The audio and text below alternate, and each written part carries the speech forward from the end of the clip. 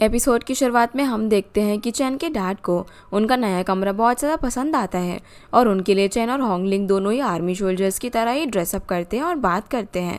चैन फिर होंगलिंग को रूम के बाहर ले जाकर उस सबसे पहले थैंक यू बोलता है उसके डैड का ख्याल रखने के लिए और फिर सॉरी भी कहता है कि उसे उसके डैड के लिए सब शो पुटअप करना पड़ रहा है।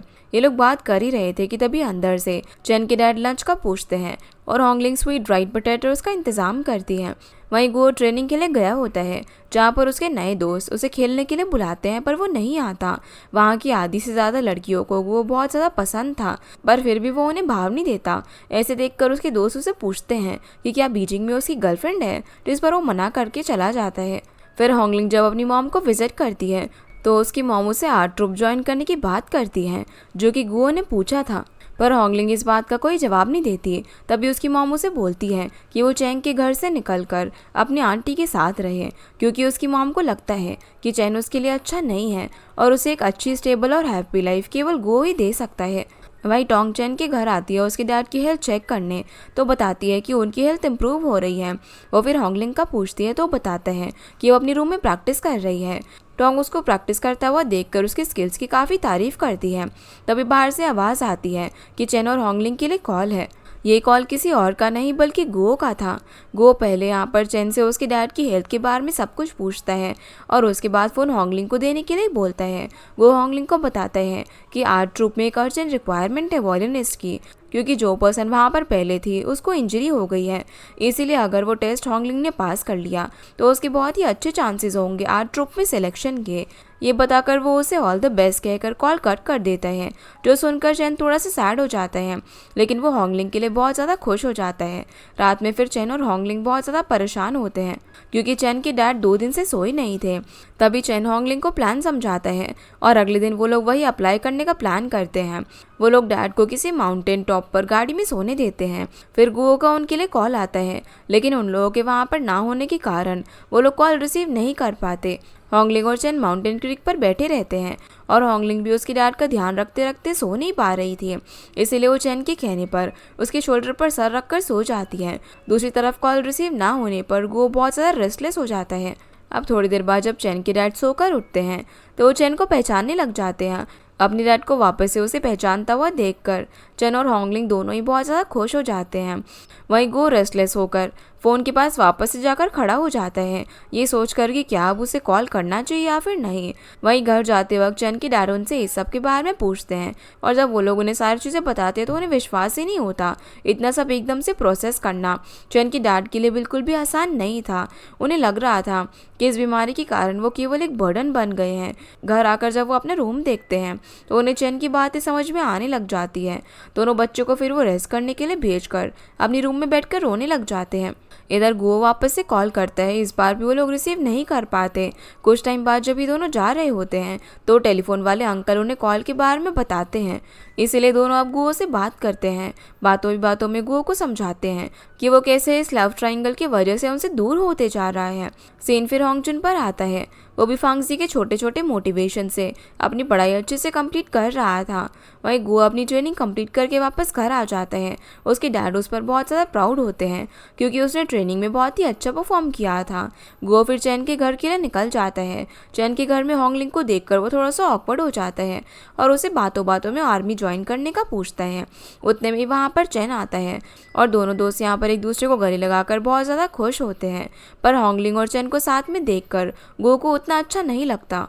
वहीं फांगजी चेंटाओ और अपनी फ्यूचर मदर इन लॉ के साथ लंच पर थी, जहां पर उसे उनके पुराने ख्यालात बिल्कुल भी पसंद नहीं आते क्योंकि वो चाहती थी शादी होने के बाद फांगजी उन्हें एक पोता दे दे। वो जैसे जैसे बहाना करके वहाँ से निकल आती हैं। अपने वर्क सेंटर पर भी आकर उसकी सीनियर उसे यही बोल रही थी कि ऑर्गेनाइजेशन को यही सही लगता है कि उसे काम तो अभी बहुत ही कर लिया है, उसे अब चेंटाओ से शादी कर लेनी चाहिए। जो सब सुनकर फांगजी बहुत ज़्यादा अपसेट हो जाती है। रात में अब चैन को एक कॉल आता है ये बोलकर कि होंगजुन को एक फीमेल शोल्डर के असॉल्ट केस में पकड़ा गया है और फैमिली के नाम पर उसने चैन का नंबर दिया है। गुओ की फैमिली तो बहुत ज़्यादा स्ट्रेस में होती है क्योंकि एक सीन में ये दिखता है कि होंगजुन फांगजी पर हावी हो रहा था।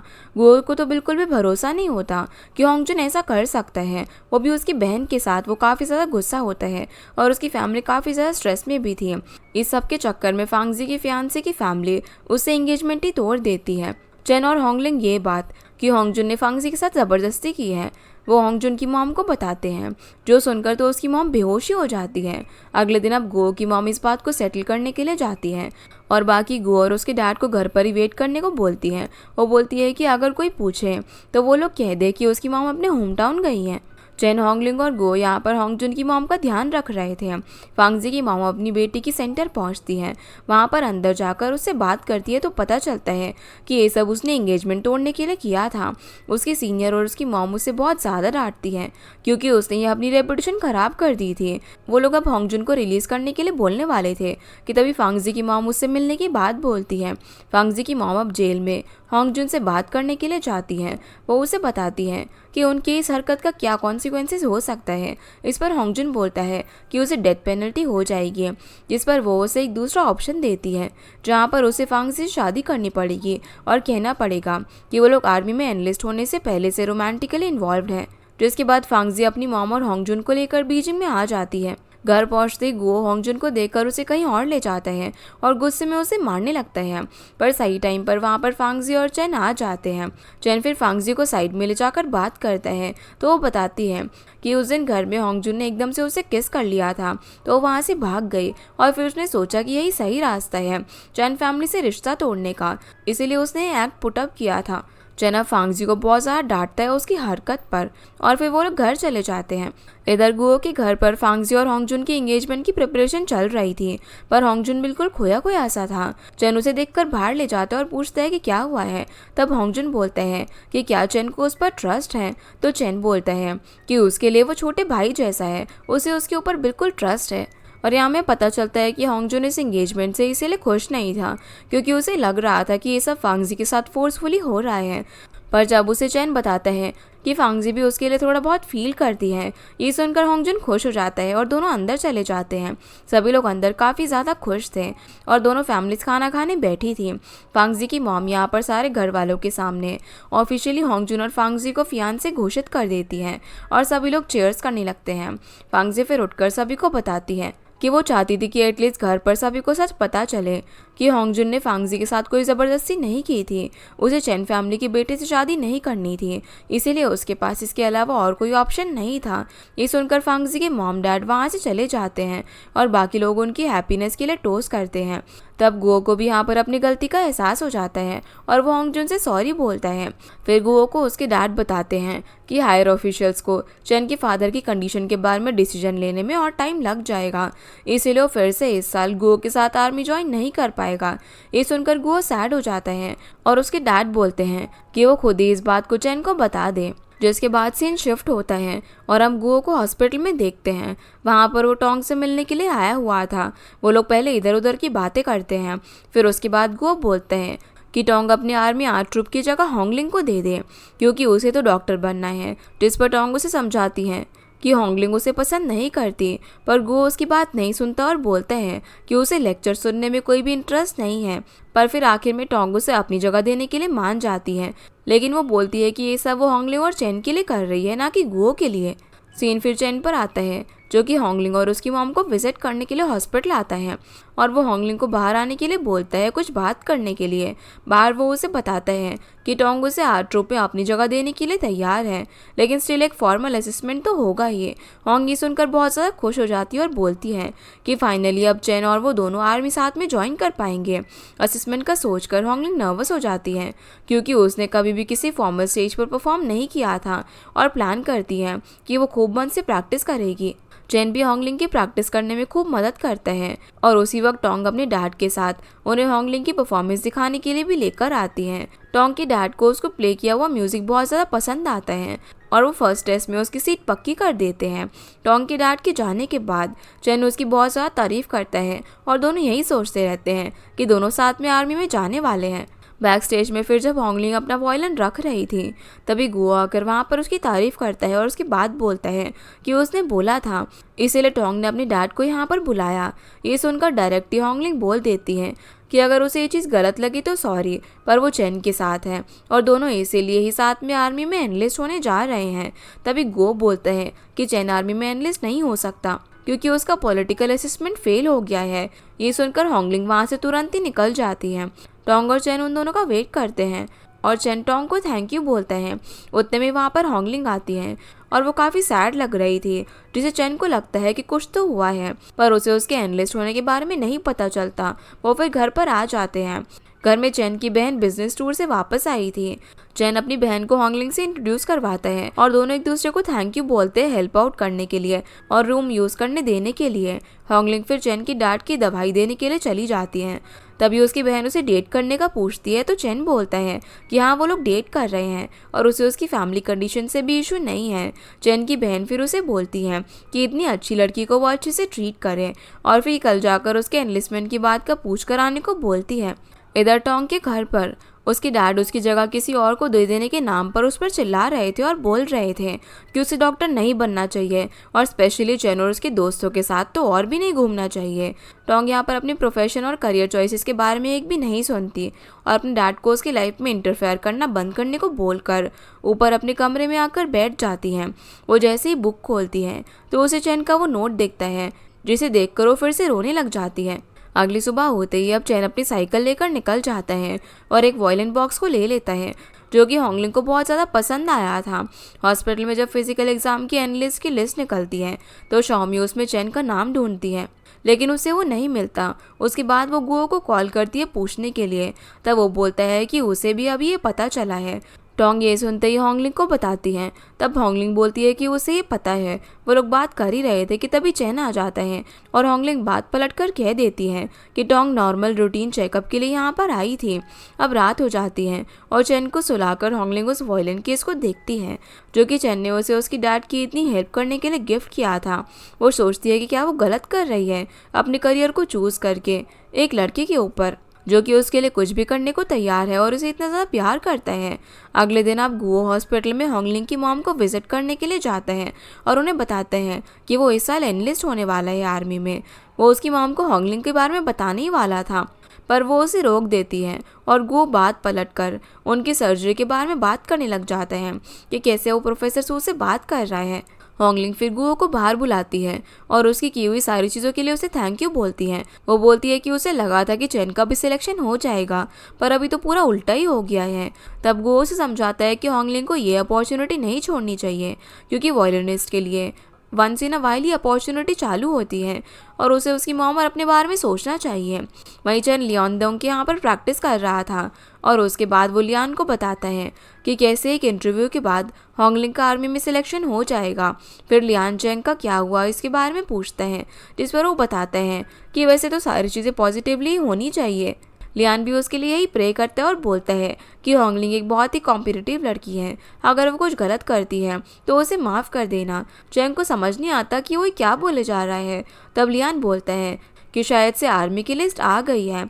अब रात में चेन को आने में लेट हो जाता है और उसके घर के बाहर टोंग वेट कर रही थी। वो उसे बताती है कि सब लोग नहीं कह पा रहे थे, लेकिन चेन इस बार भी आर्मी में एनलिस्ट नहीं हो सकता, जो बताने के लिए चेन उसे थैंक यू बोलकर अंदर जाता है। जब उसकी बहन उसे खाना खाने के लिए बोलती है तो वो खाकर आया ऐसा बोलकर अंदर सोने के लिए चला जाता है। अगली सुबह फिर चेन होंगलिंग को इंटरव्यू के लिए लेकर जाता है और फाइनली होंगलिंग का इंटरव्यू बहुत ही अच्छा होता है, उसका सिलेक्शन हो जाता है।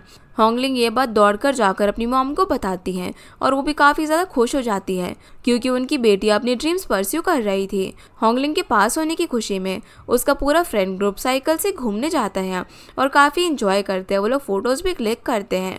होंगलिंग फिर गुओ को वहाँ पर रहकर बताती है कि चेन को आर्मी एनलिस्टमेंट का रिजल्ट पता है और उसे ये भी पता है कि हमने उसे जानबूझकर नहीं बताया। वो लोग जब उसके बाद एक रेस्टोरेंट में जाते हैं खाना खाने के लिए तो वहाँ पर बातों बातों में गो चेन को नीचा दिखाने के लिए वो कौन सा रेजिमेंट चूज़ कर रहा है पूछ लेता है। चेन फिर सभी को बताता है कि वो इस बार भी नहीं जा पाएगा आर्मी में अपने डैड के इश्यू के कारण। इतने में ही गो होंगलिंग के बारे में पूछ लेता है तो चेन बोलता है कि वो होंगलिंग की आर्मी में जाने को लेकर पूरा सपोर्ट करता है। टोंग को यहाँ पर लगता है कि ये सब चीज़ें चेन के लिए कुछ ज़्यादा ही एम्बैरेसिंग हो गई है, इसीलिए वो सभी लोगों को शॉप पर लेकर चली जाती है अपनी ट्रीट है ये बोलकर, और इसी बहाने वो होंगलिंग और चेन को बात करने का टाइम दे देती है। वो होंगलिंग को बोलती है कि ये पोजीशन होंगलिंग को फेयर और स्क्वायर मिली है, ये सब गो के कारण नहीं हुआ है। चेन और होंगलिंग अब बात करते हैं, जहाँ पर होंगलिंग उससे माफ़ी मांगती है। इस पर चेन बोलता है कि ये उसकी लाइफ है, वो डिसाइड कर सकती है। होंगलिंग बोलती है कि वो चेन को चूज़ करती है। उसके बाद चेन भी अपनी फीलिंग कन्फेस कर देता है और दोनों एक दूसरे से प्रॉमिस करते हैं वो लोग सिर्फ एक दूसरे के बारे में ही सोचेंगे, चाहे वो कहीं पर भी हो। और चेन होंगलिंग को ये भी प्रॉमिस करता है कि वो उसे आर्मी में बाद में आकर ज़रूर ज्वाइन करेगा। अगले दिन हम देखते हैं कि होंगलिंग के घर पर फिर से काम हो रहा था, तो चेन वहाँ पर आकर काम करता है। उसे वहाँ पर गुओ भी ज्वाइन करता है। पहले तो यहाँ पर काफ़ी ऑकवर्ड साइलेंस हो जाता है, जिसके बाद चेन बोलता है कि अगर उसे सॉरी बोलना है तो जल्दी बोले। इस पर गुओ कहता है कि जो लड़की उसे पहले पसंद आई थी वो उसे डेट करने लगा है, ये तो गलत है ना। इस पर चेन याद दिलाता है कि उसने ही कहा था कंपटीशन के लिए।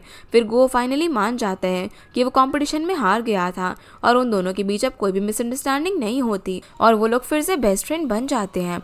वो लोग अब काम करने लगते हैं कि तभी वहाँ पर होंगलिंग पियर सूप लेकर आती है। वो लोग उसे एंजॉय करते हैं। अगले दिन फिर होंगलिंग अपनी मॉम को डिस्चार्ज कर घर पर लेकर जा रही थी, तो बार बार उसकी मॉम उसे गो को कॉल करने को बोलती है, जिस पर वो मना कर देती है। पर फिर उसकी मॉम उसे चैन के साथ रहने से मना करती है और कहती है कि वो चैन को चूज़ करके गलती कर रही है। ये सब सुनकर होंगलिंग गुस्सा हो जाती है। उसके बाद उसकी मॉम उसे समझाती है कि वो उसके अच्छे के लिए ही बोल रही हैं, ताकि वो आगे मैरिड लाइफ में सफ़र ना करे, क्योंकि उसे उसकी मॉम को भी संभालना है।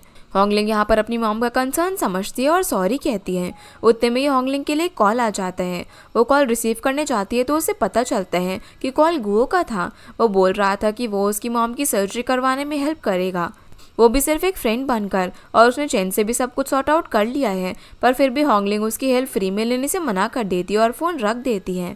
चेन अब कुछ दिनों बाद अपने घर पर गो और होंगलिंग का एनलिस्टमेंट के होने की खुशी में पार्टी रखता है। वो लोग अपने फ्रेंड्स के साथ काफ़ी इंजॉय करते हैं पहले की तरह। अब जाने से पहले होंगलिंग को चेन के डैड भी गिफ्ट के तौर पर चेन की मॉम का पेन देते हैं। पहले तो होंगलिंग उसे एक्सेप्ट नहीं करती, पर जब उसके डैड उन्हें संभालने के लिए ग्रैटिट्यूड में उसे देते हैं तो उसे लेना पड़ जाता है। होंगलिंग फिर उन्हें सैल्यूट करके निकल जाती है।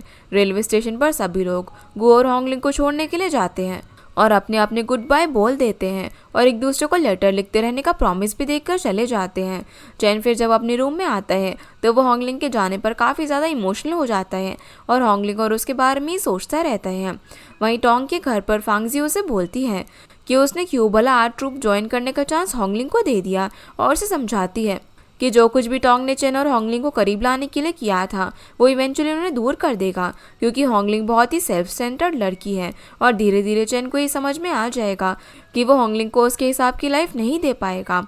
टोंग ये सब कुछ चेन के बारे में नहीं सुन पाती और फ्रूट्स लेने के नाम पर वहाँ से उठकर चली जाती है। कुछ टाइम बाद अब चेन को होंगलिंग का पहला लेटर मिलता है, जहाँ वो यूनान नाम की जगह कैसे बीजिंग से डिफरेंट है बताती है और बोलती है कि वो चेन को कितना मिस कर रही है। चेन वो पढ़कर काफ़ी ज़्यादा खुश हो जाता है। फिर वो घर आता है, जहाँ पर वो देखता है कि टोंग घर पर उसके डैड की तबीयत चेक करने के लिए आई हुई थी। चेन उसे पानी ऑफर करता है और पानी पीने के बाद वो उसे मोटिवेट करती है कि जब तक उसका मिलिट्री में सिलेक्शन नहीं होता तब तक उसे घर पर नहीं बैठना चाहिए और बदलती दुनिया के साथ आगे बढ़ना चाहिए। चेन होंगलिंग को भी यही बताते हैं कि कैसे वो आर्मी में एनलिस्ट होने तक कुछ जॉब्स वगैरह करने का सोच रहा है और दुनिया के साथ आगे बढ़ने की भी सोच रहा है। चेन का लेटर पढ़कर होंगलिंग उसे मोटिवेट करती है कि अच्छा है अगर वो लाइफ में और ज़्यादा चीज़ें एक्सप्लोर कर रहा है तो, और वो उसके आर्मी में आने का वेट करती रहेगी। तब तक वो बोलती है कि वो भी एक फुलफिलिंग लाइफ जिए। फिर चेन भी एक सुपरमार्केट में काम करने लग जाता है, जहाँ पर उसे उसकी एम्प्लॉयर सब कुछ बताती है। तभी एक आदमी से उसका सामान गिर जाता है तो चेन उसको उठाने में हेल्प करने लगता है, जो देखकर वो अंकल उस एम्प्लॉयर को चेन के साथ सेट होने के लिए बोलते हैं। वहीं यूनान में होंगलिंग अपने बाकी क्लासमेट्स के साथ अपने कपड़े धो रही थी। तभी वहाँ पर गो आता है, उसकी हेल्प करने लगता है। गो को वहाँ पर हेल्प करता हुआ देखकर सभी लोग गॉसिप करते हैं और एक लड़की तो होंगलिंग से पूछ लेती है कि क्या वो गो को पहले से जानती थी और क्या वो लोग दोस्त हैं। सीन अब शिफ्ट होता है और हम देखते हैं कि बीजिंग में चेन सुपरमार्केट के अंदर काम सीख रहा था और उसे उसकी एम्प्लॉयर बहुत ही अच्छे से सिखा रही थी। रात में जब वो शॉप क्लीन कर रहा होता है तब उसकी मास्टर उसे मूवी देखने चलने को बोलती है, लेकिन वो ये कह देता है कि उसकी ऑलरेडी गर्लफ्रेंड है तो वो अकेले ही चले जाए। अगले दिन अब जब चेन काम पर आता है तो उसके मास्टर का बिहेवियर काफ़ी चेंज और डिस्टेंस हो गया था, जो देखकर चेन हंसने लग जाता है। वो जब काम कर रहा था तभी एक लड़का आकर उसे बताता है कि उसे हेजी ने बुलाया है। तो चैन उसे बाद में आने के लिए बोल देता है, जहाँ उसकी बॉस ये सब देख लेती है और चैन को बोलती है कि वो मवाली लोगों से दूर रहे ताकि उसके बिजनेस पर इस चीज़ का इफेक्ट ना पड़े। चैन बोलता है कि वो उसका बिल्कुल भी टेंशन ना ले।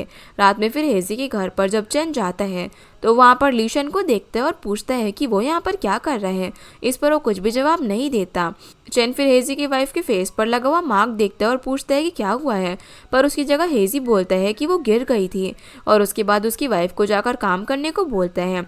चैन के बैठने के बाद हेजी चैन को एक बिजनेस प्रपोजल देता है और बताता है कि वो पहले टियान के साथ स्मगलिंग करता था, पर टियान के जाने के बाद उसके पास ऑप्शन नहीं है। तो लीशन ने उसे आइडिया दिया है कमोडिटी सुपरमार्केट से सामान स्मगल करने का। ये सुनकर चैन तो उन्हें फौरन ही मना करके वहाँ से निकल जाता है। चैन के निकलते निकलते उसे हेजी की वाइफ मिलती है, पर वो रुके बगैर ही वहाँ से चला जाता है और रास्ते में हेजी की वाइफ को ली शेंग भी मिलता है। वो उसे ज़बरदस्ती करने लग जाता है। जब हेजी की वाइफ उसे ऐसा करने के लिए अलाउ नहीं करती तो वो उसे ब्लैकमेल करता है कि वो हेजी को बोल देगा कि उसकी वाइफ पहले उसे सेड्यूस करने के लिए आई थी, और हेजी मान भी जाएगा क्योंकि उसे उसकी वाइफ पर बिल्कुल भी भरोसा नहीं है। जो बोलकर लीशन वहाँ से चला जाता है और हेजी की वाइफ वहीं पर रोती रहती है। अगले दिन अब चैन और होंगजुन बैठकर बात कर रहे थे और चैन होंगजुन को बताता है कि कैसे उसे लग रहा है कि वो यीफांग के ऊपर डिपेंडेंट है और उसके सारे खर्चे भी यीफांग और उसकी फैमिली उठा रही है। तब चैन समझाता है कि रिलेशनशिप में ऐसा ही होता है। होंगजुन भी एक बार कॉलेज कंप्लीट करने के बाद यीफांग की ऐसे ही हेल्प कर पाएगा। फिर वो बताता है कि यीफांग उसे पढ़ने के लिए इतना फोर्स करती है, जब देखो तब उसे लाइब्रेरी लेकर जाती है। उसे चैन से मिलना था इसीलिए वो यहाँ पर आ गया, लेकिन जैसे वो टाइम देखता है कि 3 बज गया है तो उसे जाना होता है। तो वो पढ़ाई का बोलकर वहाँ से चला जाता है। वहीं होंगलिंग जब यूनान में अपनी क्लासेस के लिए जाती है तब सभी लोग उसे यही पूछते हैं कि क्या उसको और गुओ का कुछ चल रहा है, और उसे बोलते हैं कि उसका एनलिस्टमेंट भी गुओ के कारण ही हुआ है। सभी लोग इस सब के बारे में ही बात कर रहे थे तो होंगलिंग बोल देती है कि ये सब झूठ है। वहाँ पर एक और लड़की होती है जो कि ये सब सुनती है पर कुछ रिएक्ट नहीं करती। तो अब होंगलिंग और उसकी थोड़ी सी फ्रेंडशिप होने लग जाती है। इधर लाइब्रेरी में होंगजुन और फांगजी नोटबुक पर लिख लिख कर बात करते हैं, जहाँ फांगजी बताती है कि उसने होंगजुन की मॉम का अपॉइंटमेंट हॉस्पिटल में फिक्स कर दिया है और बोलती है कि होंगजुन बिलीव करे कि कॉलेज एंट्रेंस एग्जाम फिर से चालू होने लगेंगे। जिसके कुछ ही दिन बाद न्यूज़पेपर और रेडियो में अनाउंस होता है कि एजुकेशन पॉलिसी रिफॉर्म हो गई है और कॉलेज एंट्रेंस एग्जाम वापस से चालू हो गए हैं। होंगजुन यीफांग के पेरेंट्स और चैन ये सुनकर बहुत ज़्यादा खुश हो जाते हैं क्योंकि वो इस चीज़ का बहुत टाइम से इंतज़ार कर रहे थे। वहीं यूनान में होंगलिंग की मैम उन सभी को आकर बताती है कुछ एनुअल परफॉर्मेंस का जो कि बहुत ही बड़े स्केल पर होगा, और उस परफॉर्मेंस के लिए सिलेक्शन आज से ही एक टेस्ट से चालू होंगे।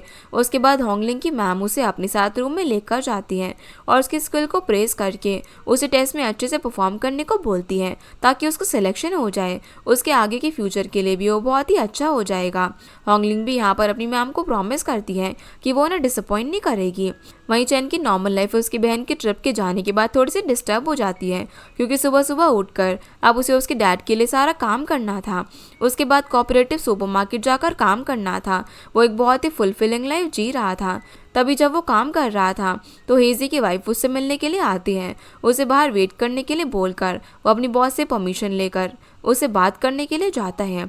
सबसे पहले तो चैन यहाँ पर उसे चोट के बारे में पूछता है तो वो बताती है कि ट्रेनिंग के टाइम पर कोच ने थोड़ा सा उसे फिजिकली टच कर दिया था और उसी सब में उसे हेजी के हाथ से चोट लग गई, पर हेजी उसे बहुत ज़्यादा प्यार करता है। वो फिर बोलती है कि ली शेंग हेजी के कान भर रहे हैं, इसलिए होंगजुन और चैन को थोड़ा सा संभल कर रहना चाहिए क्योंकि वो नहीं चाहती कि उन दोनों और हेजी को कोई मुसीबत हो। ये बोलकर वो निकल जाती है। उसके जाते हुए चैंग उसे ये भी पूछता है कि अगर उसे कभी भी हेजी को छोड़ना हो तो वो उसे बेझिझक बता सकती है, पर वो यहाँ पर चैन को मना करके चली जाती है। वहीं यूनान में होंगलिंग की टीचर उसे बुलाती है कि कैसे उसके बारे में अलग अलग गॉसिप्स हो रहे हैं, जैसे कि उसका सिलेक्शन इरेशनली हुआ है। तब होंगलिंग उन सभी को चुप कराकर बोल देती है कि इतना टाइम गॉसिप करने की जगह वो लोग प्रैक्टिस करने में लगाए। यही सारी चीज़ें वो चैन को भेजे हुए लेटर में लिखती हैं।